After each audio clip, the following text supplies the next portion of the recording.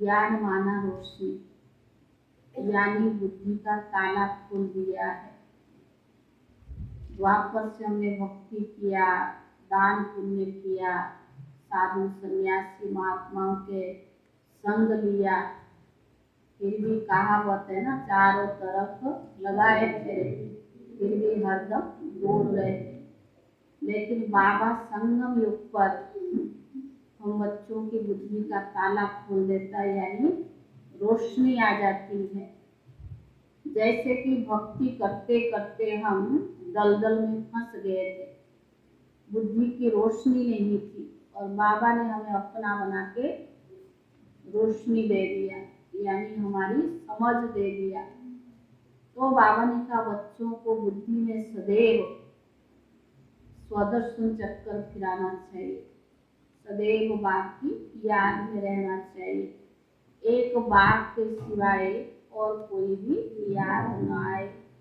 तो उसके लिए बाबा के यही बच्चों के लिए रोशनी है कि बाबा मिल गया तो बाबा ने जो ज्ञान दिया हमें उसको बुद्धि में घुमाना चाहिए। दूसरा, बाबा हमें विश्व का मालिक तो बना रहा है। द्वापर से हम जो भी किए विश्व का मालिक कोई नहीं बना पाया। बाबा हमें विश्व का मालिक तो बना रहा है, लेकिन जब बाबा की श्रीमत पर चलेंगे, जो बाबा हमें ब्राह्मण बनने के बाद जो भी श्रीमत दिया है, मनुष्य मत अलग है और भगवान की मत अलग है। जो श्रीमत दिया है, अगर उसी श्रीमत पर हम चलेंगे तो हम विश्व का मालिक सहज बन सकते हैं। तो उसके लिए हमें चेक करना होगा कि बाबा ने हमें जो श्रीमत दी है उस श्रीमत पर हम कहाँ तक चल रहे, तब जाके हम विश्व के मालिक के लायक बन सकते हैं। आज बाबा की अगस्त 19 तारीख का महावाक्य है, सारे मीठे बच्चे, अभी तुम्हें सारे विश्व का आदि मध्य अंत की रोशनी मिली। मीठे बच्चे, अभी तुम्हें सारे विश्व के आदि मध्य अंत की रोशनी मिली। तुम ज्ञान को बुद्धि में रख सदा हर्षित रहो। तुम ज्ञान को बुद्धि में रख सदा हर्षित रहो।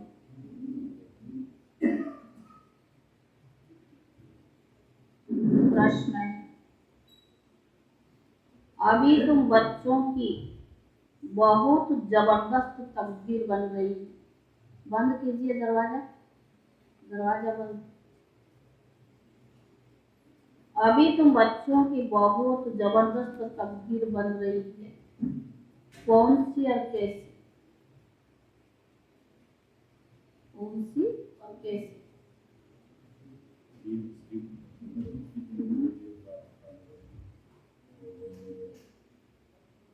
जबरदस्त जो तकदीर है, कोई मामूली बात नहीं है। बाबा हमारी जबरदस्त तकदीर बना रही है। कौन सी और कैसे? कैसे पढ़ाई? उत्तर है, अभी तुम श्रीमत पर चल 21 जन्मों के लिए बाप से बेहद का वर्षा ले रही।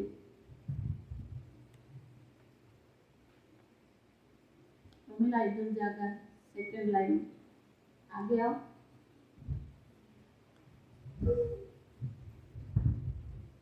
अभी तुम श्रीमत पर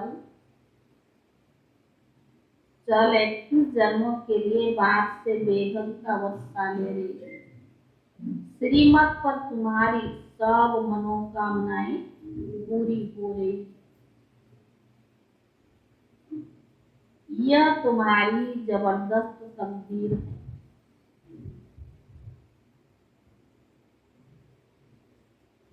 तुम 84 जन्म लेने वाले बच्चे की चक्कर लगाकर अभी ब्राह्मण बने।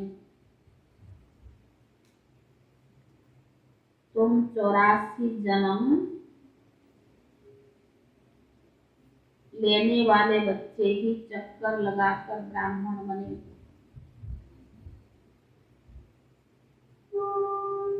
कुर्सी हटाओ, नहीं तो मुश्किल हो जाएगी।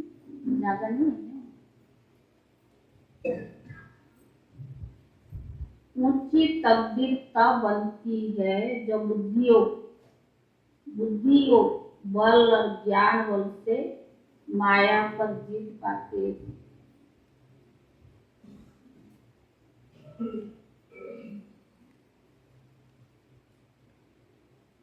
तुम्हारी बुद्धि में है कि हम बाबा के पास आए हैं अपनी तकदीर बनाने। तुम्हारी बुद्धि में है कि हम बाप के पास आए हैं अपनी तकदीर बनाने, अर्थात लक्ष्मी नारायण पद पाने। सुधीर भाई आगे कुर्सियां लगानी पड़ेगी।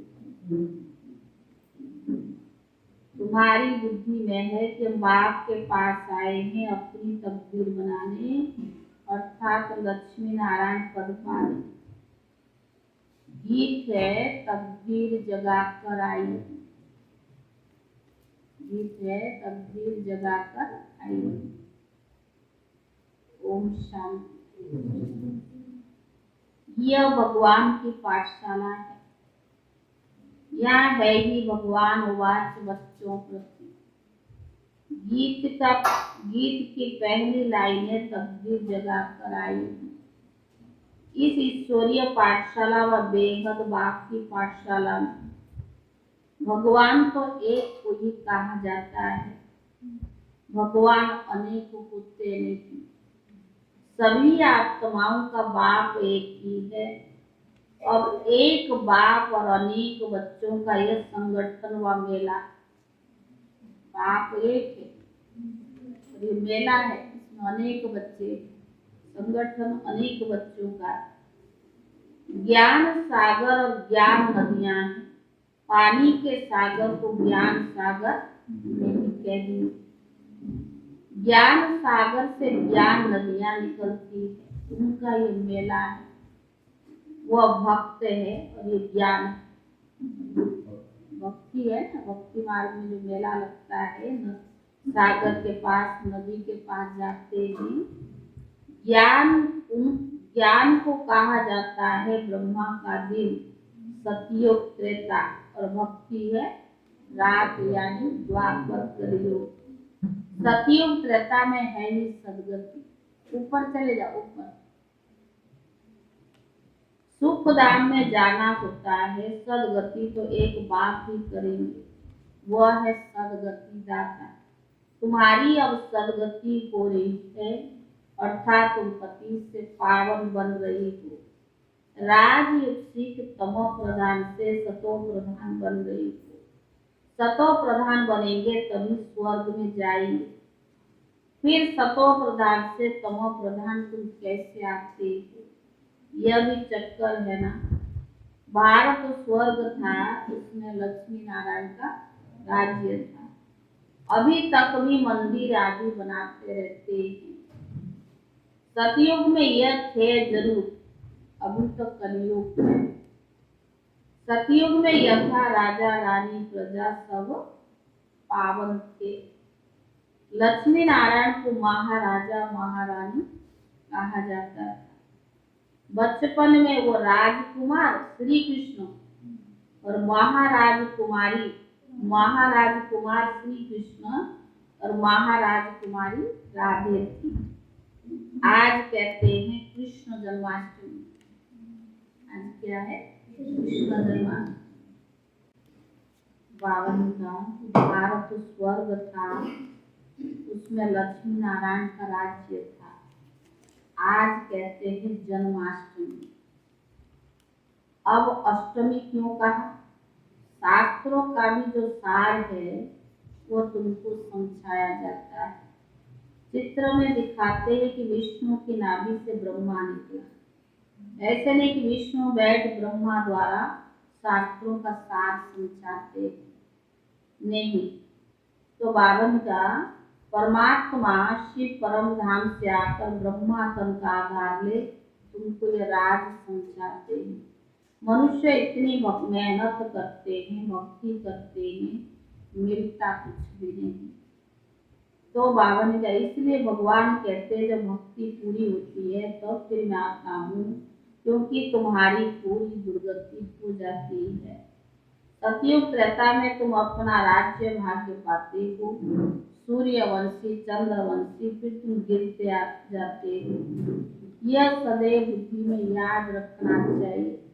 तुम बच्चों को सारे विश्व के आदि मध्य अंत की रोशनी मिली है, और कोई की बुद्धि में ये रोशनी नहीं, ज्ञान मिला माना रोशनी मिली। तो बाबा ने कहा तुम बच्चों के सिवाय और किसकी बुद्धि में नहीं। तुम जानते हो सबसे ऊपर है शिव बाबा, पीछे सूक्ष्म वतन में ब्रह्मा विष्णु शंकर, मूल वतन में इस मनुष्य सृष्टि, मनुष्य सृष्टि में भी पहले पहले जगत अम्बा, जगत पहले पहले सृष्टि में पहले पहले जगदम्बा, जगत पिता का नाम गाया स्कूल में। मनुष्य सृष्टि में पहले पहले जगदम्बा जगत पिता नाम गाया हुआ है। सूक्ष्म वतन में सिर्फ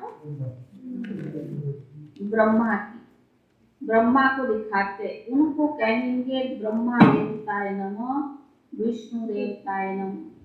यहाँ तो जो ये ब्रह्मा सरस्वती है, ये कौन है? ब्रह्मा की बहुत महिमा है। ब्रह्मा की बेटी तो तुम भी हो, प्रजापिता तो जरूर यहाँ ही होगा, सूक्ष्म वतन में नहीं होगा। बाप को प्रजापिता द्वारा ही ज्ञान देना है। विष्णु को व शंकर को ज्ञान सागर नहीं कहा जाता। बाप तो श्री श्री, बाप को ही श्री श्री कहा जाता है। वह है श्रेष्ठ से श्रेष्ठ, ऊंच से ऊंचा भगवान। वह फिर रचना रचते हैं श्री राधे और श्री कृष्ण। वह स्वयंवर के बाद बनते हैं महाराजा श्री नारायण और महारानी श्री लक्ष्मी। सतयुग में इन्हों का राज्य चलता है, त्रेता में राम सीता का राज्य। स्वर्ग सतयुग को कहा जाता है। दो कला कम हो जाती है, 16 कला से 14 कला में आ गए, फिर द्वापर से भक्ति मार्ग शुरू होता है। अभी बाप कहते तुम बच्चों को मैं सदगति में ले जाता हूँ। भारत पावन था, फिर पतित किसने बनाया? रावण ने ना। इसीलिए मुझे ही कलप कलप आना पड़ता है, पतितों को आकर पावन बनाना पड़ता है। तुम यहाँ आए हो तकदीर बनाने, अर्थात विश्व का मालिक बनने।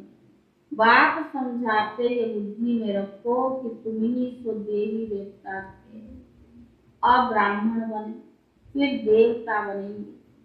यह बाजोली है, पहले पहले चोटी। ब्राह्मण लोग कहाँ रखते थे? तो बावन का ऊपर में भी शिव बाबा फिर ब्राह्मणों की रचना रची, यानी एडॉप्ट किया। पहले पहले चोटी है ना, जैसे बाप बच्चों का पिता है, वह हुए हद के पिता, और यह है बेहद का पिता। तो बावन का यह बेहद का है ना। प्रजापिता ब्रह्मा को ग्रेट ग्रेट ग्रेट फादर कहा जाता है। इस संगम पर उनकी महिमा है, जबकि शिव बाबा आकर एडॉप्ट करते हैं। ब्रह्मा सरस्वती और तुम बच्चों को, अभी तुम फिर से पावन बन रही हो। तुम जानते हो हम बाप से फिर से वर्षा लेने आए, कलप कलप लेते आए। फिर जब रावण राज्य शुरू होता है तो गिरना शुरू होता है, अर्थात पावन से पतित बनते। अब सारी सृष्टि में रावण राज्य सब दुखी है, यानी शोक वाटिका में। सतयुग में तो दुख की बात नहीं होती है। आज है श्री कृष्ण जन्माष्टमी, कहते हैं देवी को 8वां नंबर बच्चा श्री कृष्ण पैदा हुआ। अब 8वां नंबर कृष्ण जन्म लेगा क्या? 8 गद्दी चलता है, लेकिन पहला तो कृष्ण जन्म लेगा ना। तो बाबा ने कहा कृष्ण का जन्म तो होता है सतयुग में, क्योंकि वो वैकुंठ का फर्स्ट प्रिंस है। उन्होंने फिर उनको द्वापर में ले गए, तो ये गपोड़ा हुआ ना। अब तुम बच्चे जानते हो कि अभी वो आत्मा अंतिम जन्म में पढ़ रही है। सतयुग में कृष्ण के माँ बाप को 8 बच्चे तो होते भी नहीं। ये तो कलयुग से भी बढ़ गया। बाबा के सतयुग में माँ बाप को थोड़े 8 बच्चे होते। यह शास्त्र भी ड्रामा अनुसार तो पहले से ही बने हुए हैं। अब बाप भी शास्त्रों का सार समझाते हैं। भगवान उवाच, तुमको ये ज्ञान सुनाता। और दुनिया में तो भक्ति किया, शास्त्र की कथा सुने, लेकिन अभी बाबा ज्ञान सुनाता है। तो बाबा ने कहा इसमें गीत बात श्लोक आदि की बात नहीं, यह पढ़ाई है। बाकी यह शास्त्र आदि सब भक्ति मार्ग की सामग्री है। भक्ति शुरू होने से पहले पहले शिव बाबा का सोमनाथ मंदिर बनाते हैं। पहले पहले होती है शिव बाबा की अभिचारी भक्ति, और फिर शिव बाबा की व्यभिचारी अव्यभिचारी ज्ञान, जिससे तुम पावन बनते हो। भक्ति के बाद फिर वैराग गाया जाता है। तुमको सारी सृष्टि से वैराग है। पुरानी सृष्टि जरूर विनाश हो, तब तो नई स्थापना होना। यह वही महाभारत लड़ाई जो कलम पहले हुई थी, मुसल आदि नेचुरल कैलमिटीज हुई थी, वह होनी है, फिर होनी है। देवताएं कभी पति दुनिया में पैर नहीं रखते, महालक्ष्मी को आह्वान करते हैं, हर वर्ष उनसे धन मांगते हैं। तो बावन का लक्ष्मी नारायण दोनों कटते हैं। लक्ष्मी को 4 भुजा दिखाते हैं, दीप माला पर उनकी पूजा भी करते हैं। हर वर्ष भारतवासी उनसे भीख मांगते, लक्ष्मी की पूजा करते, आह्वान करते हैं। आजकल तो और कितना उनकी पेड़ भी लगा देते जगह जगह, लक्ष्मी आ रहा जा रहा, कितने चीजें। हमारा भक्ति का भी फैशन कितना हो गया है। यह विष्णु के दूर रूप है, मनुष्य इन बातों को जानते नहीं। इस समय प्रजापिता आदि देव और जगदम्बा आदि देवी अभी श्रीमत पर तुम्हारी सब मनोकामनाएं पूर्ण होगी। बाबा तो सारी मनोकामना पूरी करता है, फिर भी श्रीमत अक्षर क्यों लगाते? क्योंकि जब बाबा की मत बाबा की अगर मत पर चलते हैं तो बाबा सारी मनोकामनाएं पूरी करता है। तो बाबा ने कहा 21 जन्मों के लिए तुम राज्य भाग्य लेते हो। ये ब्रह्मा साकारी पिता और शिव बाबा है निराकारी पिता। वर्षा तुमको उनसे ही मिलता है, क्योंकि वह स्वर्ग का रचयिता शिव बाबा। तुम 21 जन्मों के लिए वर्षा पा रहे, कितनी जबरदस्त तकदीर है। यह भी जानते हो आएंगे यहाँ वही, कौन बाबा का बने, जिन्होंने 84 जन्मों का चक्कर लगाए, वही आकर ब्राह्मण बनेंगे, ब्राह्मण फिर देवता बनेंगे। अभी तुम बच्चे किसकी जयंती मनाएंगे? तुमको लक्ष्मी नारायण की मनानी पड़ेगी, श्री कृष्ण की मनानी पड़े, लक्ष्मी नारायण ज्ञान सहित। अगर जयंती मनाना है तो ज्ञान सहित लक्ष्मी नारायण। वो छोटेपन में राधे कृष्ण, तो दोनों को मनानी पड़े। सिर्फ कृष्ण की क्यों? लक्ष्मी नारायण राधे कृष्ण, तो सिर्फ लोग जन्माष्टमी किसकी मनाते? कृष्ण की। एक राधाष्टमी भी बनती है, लेकिन कम, जैसे जन्माष्टमी का बहुत ज्यादा, राधाष्टमी का कम। तो बाबा ने कहा ऐसा क्यों? तो बाबा ने कहा वह तो कृष्ण के द्वापर में ले गए, राधा को और कृष्ण को दोनों अलग अलग घर पे फिर मिलते हैं, तो दोनों की इकट्ठी मनानी चाहिए ना। नहीं तो समझते नहीं कि कृष्ण जन्म कब हुआ, तुम अब समझते हो कृष्ण का जन्म सतयुग आदि में ही हुआ था, राधे का भी सतयुग आदि में चलेंगे। हाँ करके 2-4 वर्ष का अंतर होगा। कृष्ण का उनकी उम्र तो बराबर नहीं होगा ना, तो 2-4 वर्ष का अंतर होगा। तुम्हारे लिए सर्वोत्तम है शिव जैन, क्योंकि बनाने वाला तो वही है ना। बस मेरा तो एक शिव बाबा, दूसरा भक्त। तुम अब देवता बन रही हो, लक्ष्मी नारायण राम सीता बन रही हो। यह भी समझाया है राम सीता को क्षत्रिय चंद्रवंशी क्यों कहा जाता है, क्योंकि वो नापास होते तो चंद्रवंशी घराने में आते। यह है माया के साथ युद्ध। रावण पर विजय प्राप्त करते हो इस युद्ध के मैदान में। तो बाबा ने कहा बाकी पांडव कौरवों की लड़ाई तो है नहीं, तुमको माया पर जीत पानी है। बाप आत्माओं को कहते मामी कब याद करो तो तुम्हारे विक्रम विनाश होंगे और माया पर जीत हो जाएगी। बुद्धियोग बल और ज्ञान बल से माया पर विजय प्राप्त करना। बुद्धि बल भी चाहिए और ज्ञान योग बल। भारत का प्राचीन योग बल मशहूर है, जिससे तुम रावण पर जीत पाकर राज्य लेते। बड़े से बड़ी तकदीर है ना। मुख्य बात है बेहद के बाप को 21 जन्मों को 21 जन्म सदा सुख के वर्षे को याद करना है। सेकंड में स्वर्ग की बादशाही।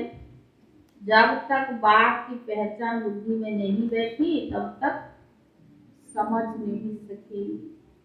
यहाँ कोई साधु संत आदि नहीं है, ना कोई गीता व शास्त्र आदि सुनाते जैसे साधु लोग सुनाते। गांधी भी गीता सुनाते थे और फिर गाते थे पतित पावन सीताराम। अब गीता तो भगवान ने गाई है।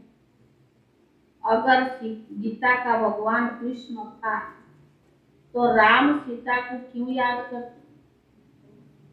ऊपर ऊपर जाएगी। तो बाबा ने कहा अगर गीता का भगवान कृष्ण था फिर राम सीता को क्यों याद करते?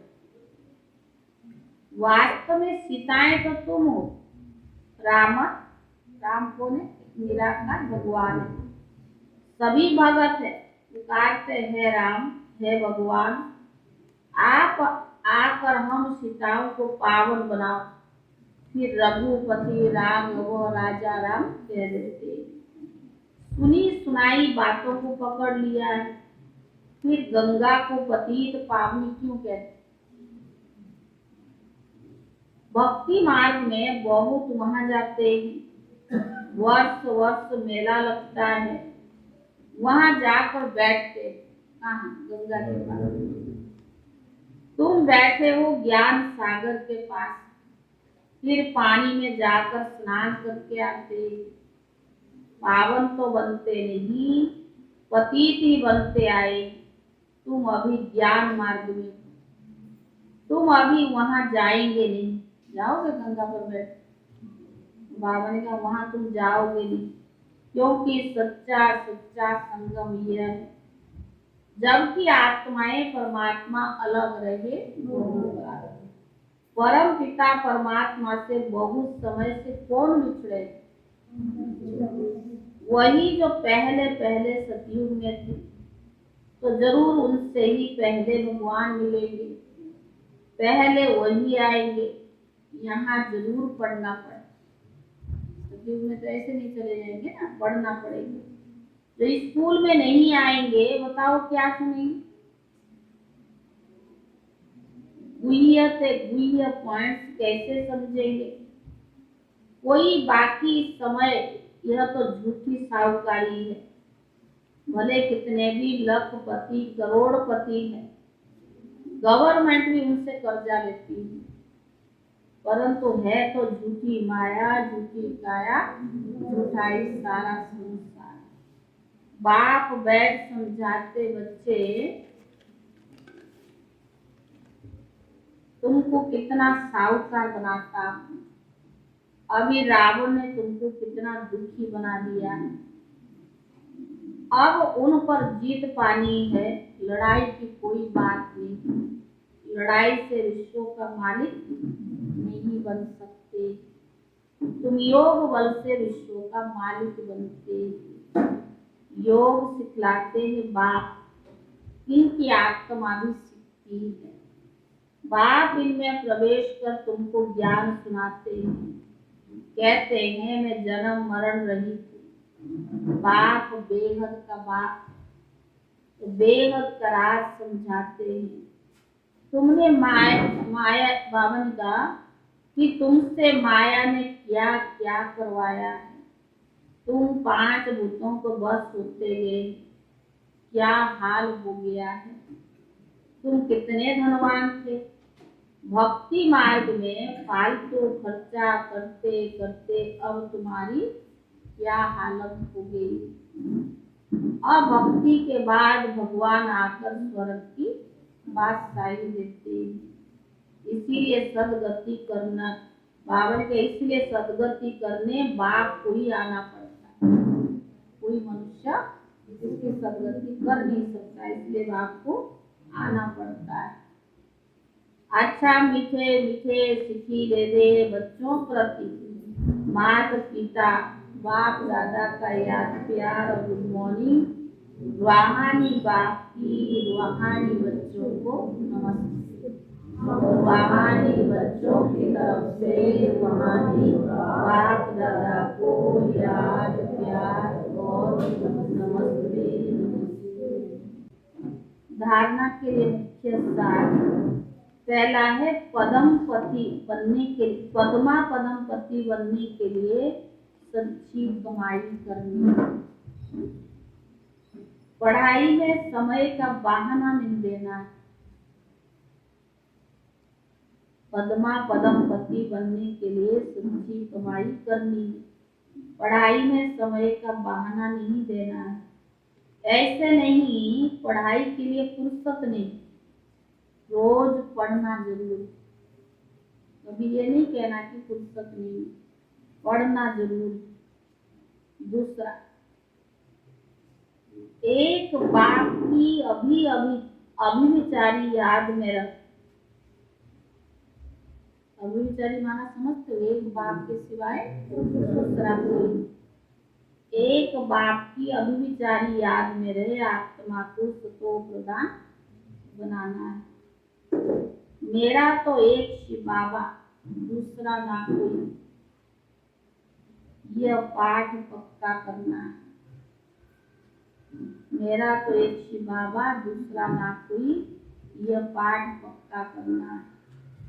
वरदान, सदा एक बाप के स्नेह में समाये हुए, सर्व प्राप्तियों में संपन्न और संतुष्ट भव।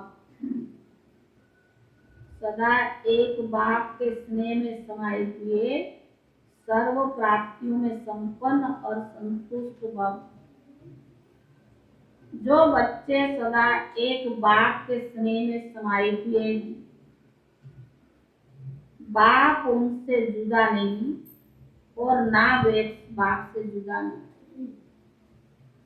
जो बच्चे सदा एक बाप के स्नेह में समाये हुए हैं, बाप उनसे जुदा नहीं और वह बाप से जुदा नहीं।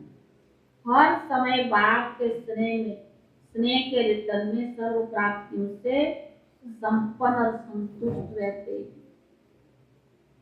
हर समय बाप के स्नेह के रिटर्न में सर्व प्राप्तियों से संपन्न और संतुष्ट रहते। इसीलिए उन्हें और किसी भी प्रकार का सहारा आकर्षित नहीं कर सकता।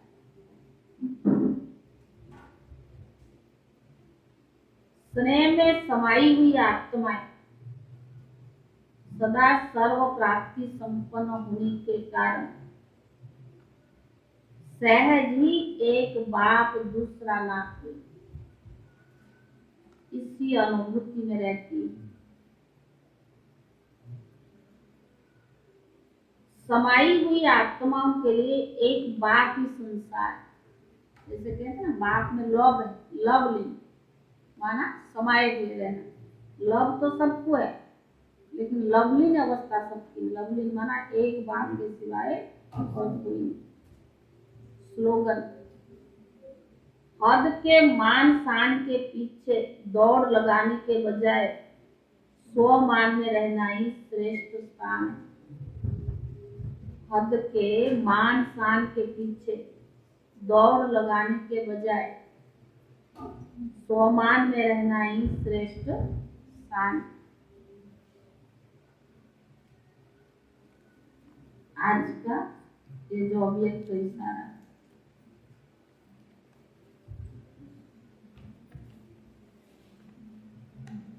19 नंबर है। पावन तो आजकल के गाए हुए महात्माएं ही बनते हैं, लेकिन आप श्रेष्ठ ब्राह्मण आत्माएं हाईएस्ट होली यानी पावन बनते, अर्थात संकल्प मात्र, सपन मात्र, अपवित्रता वृत्ति को, दृष्टि को पावन स्थिति से नीचे नहीं ला सकते। हर संकल्प अर्थात स्मृति पावन होने के कारण वृत्ति दृष्टि स्वतः ही पावन हो जाती है। ना सिर्फ आप पावन बनते हो लेकिन प्रकृति भी पावन बन रही है। इसीलिए पावन प्रकृति के कारण हम भविष्य अनेक जन्म शरीर भी पावन बनते हैं। ओम शांति।